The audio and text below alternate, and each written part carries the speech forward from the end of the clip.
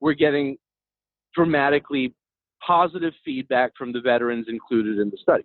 What if they had access to high quality medical marijuana? What if they had access to the very best quality of medical marijuana? Isn't that what our veterans deserve after their service? I'm completely an advocate for veterans with PTSD, traumatic brain injury, and the like, and chronic pain disorders and or opioid use disorder or frank addiction, having access to not only medical marijuana, but the very best medical marijuana they can access. And without a doubt, we have significant preliminary data on the use of cannabis in psychiatric conditions that are the very same psychiatric conditions that individuals would be placed on antidepressants and antipsychotic medicines for.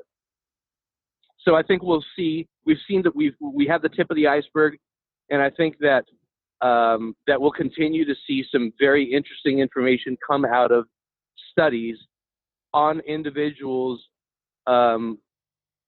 with a vast variety of psychiatric disorders, of primary psychiatric disorders, that find better outcomes using cannabis-based therapeutics than conventional antidepressants or conventional antipsychotics. I agree with you 100%. One of the inferior qualities of the marijuana that she has access to is the level of pathogens, not just the quality of the cannabinoids, and that must be insanely frustrating for her in doing this study, because it's hard to think about the poisons that are inside some of the crops in terms of mold and other pathogens, mold, fungus. You know, I know that they're not using pesticides, or at least I'm fairly certain that they're not. Although, you know what, don't quote me on that. I really don't know. But I would think that if they're giving this to someone for medical purposes, they're not giving them medicine that's been tainted with pesticides by, well, one would hope anyhow. But I think it's very interesting. And with respect to mental illness, I think that as far as the anecdotal evidence is concerned, there's plenty out there to suggest that it's not going to exacerbate any mental illness. But I've seen people citing studies that say that individuals who have a history of schizophrenia, for example, can fall, or even bipolar disorder, can have psychotic episodes when using cannabis. Have you heard this, and what do you think about it? So this is yes, I have heard it, and it is something that's touted quite regularly by opponents of cannabis legalization as an argument. The fact of the matter is that generally speaking, what we know is that in a young brain, that is to say a brain that is still developing, which, by the way, continues through adolescence,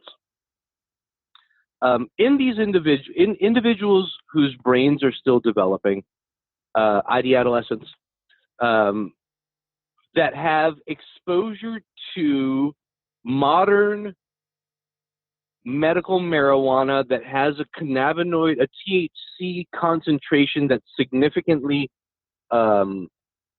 larger than what their parents, for example, would have been exposed to.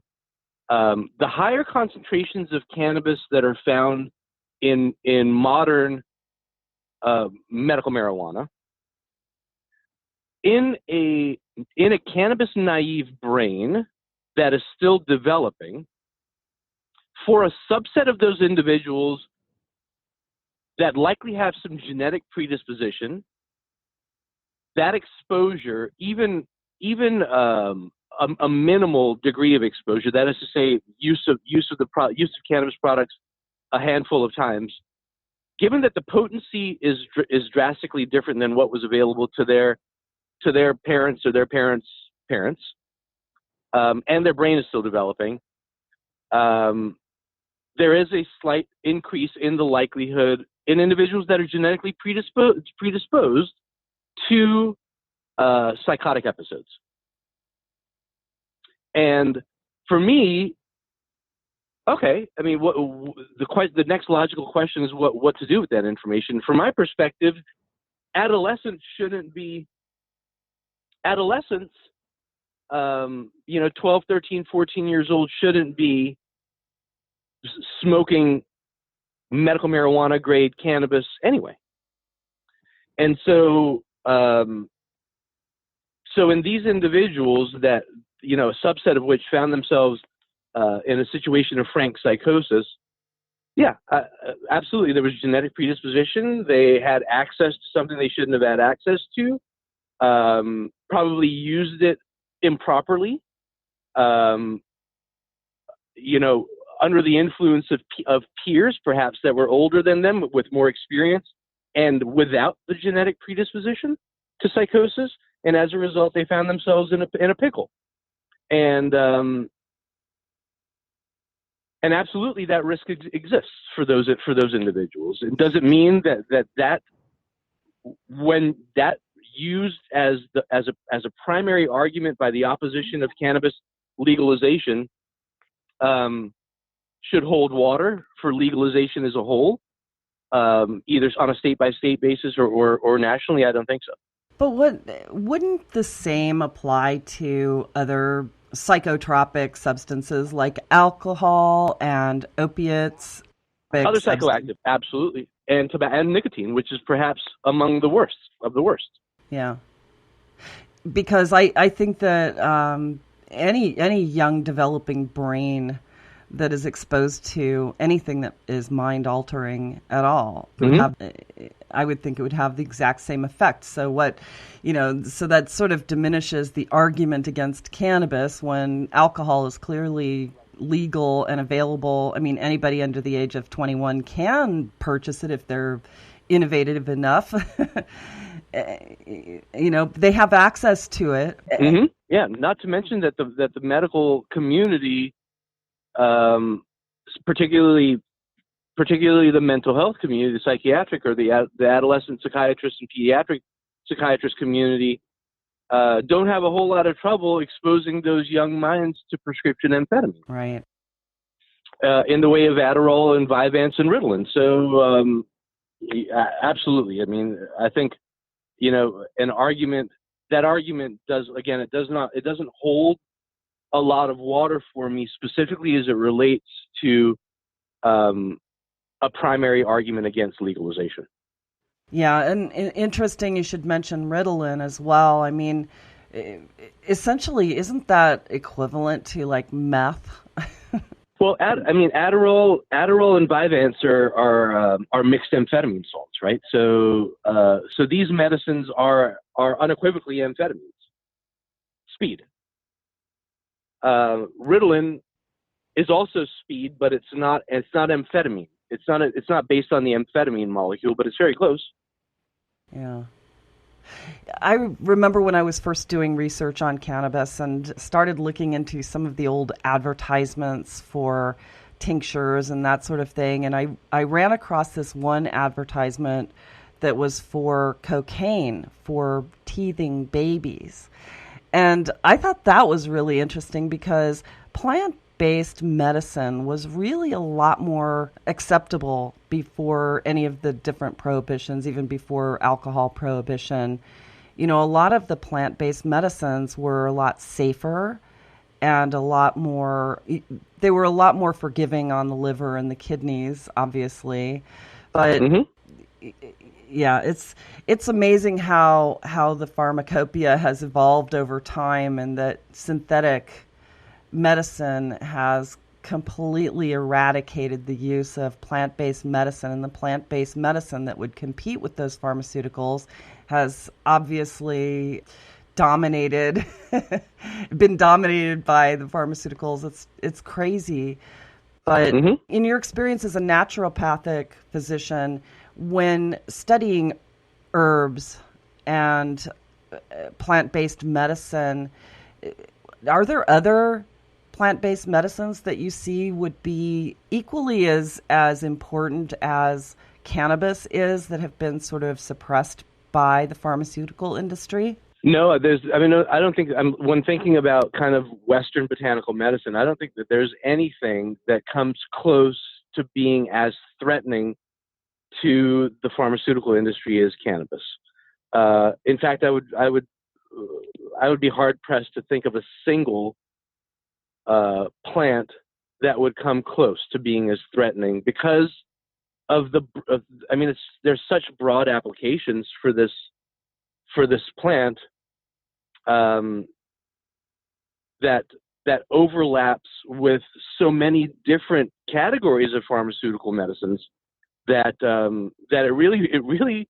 it really represents a significant threat to the bottom line for not only a variety of pharmaceutical companies and their still patent protected medicines, but also for big alcohol, which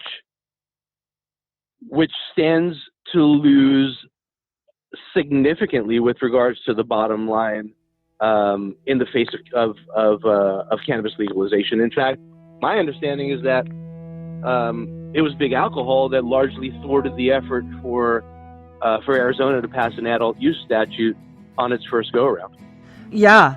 In fact, I think the alcohol lobby gave nearly $500,000 in that campaign against Proposition 205 here in Arizona. And they've been behind a lot of the efforts against in a number of the states that have attempted to get it on the ballot anyway, dissuading the public. There are so many others too. I mean, Insys was a big contributor as well. They have a factory here in Arizona, it's my understanding, and they, among other pharmaceutical companies, put a lot of money into the anti-205 campaign. And I think that they're also behind the prosecutors who actually wound up prosecuting the gentleman that I was talking about earlier, who's back in jail now for another 2.5 years for carrying medical marijuana that wasn't flower that you could smoke. Absolutely. Unfortunately, I'm getting the signal that it's time for us to wrap this up. Thank you so much, Dr. Ravi. I really appreciate your time today. Thank you for having me, Stone. I really appreciate the opportunity as well. So as we bring yet another show to a close, once again, I'd personally like to thank my guest, Dr. Ravi Chandiramani, for sharing his insights and knowledge with us today. If you'd like to learn more about the work that he's doing, please visit us online at thecannabisreporter.com. Click podcast to find today's episode, and there you will find his biography and information about the work that he's doing and links to his website. We have so many others to thank. First, I'd like to express our gratitude to our radio sponsors, HealthTerra, Alpine Miracle, and CANNABIS. We certainly couldn't be doing this without you. I would also like to express our gratitude to Eric Goodall, composer of our theme song Evergreen, and the team here at The Cannabis Reporter for always making us shine. I'd also like to send a shout out to our programming directors at XRQK Radio Network and Society Bites Radio for distributing our show. And last but not least, thanks to all of you for listening. I'm your host, Snowden Bishop, inviting you to join us again next week, same time, same place, for another episode of the Cannabis Reporter radio show. Until we meet again, be safe, stay informed, share what you've learned, and make it a great day. Evergreen is calling.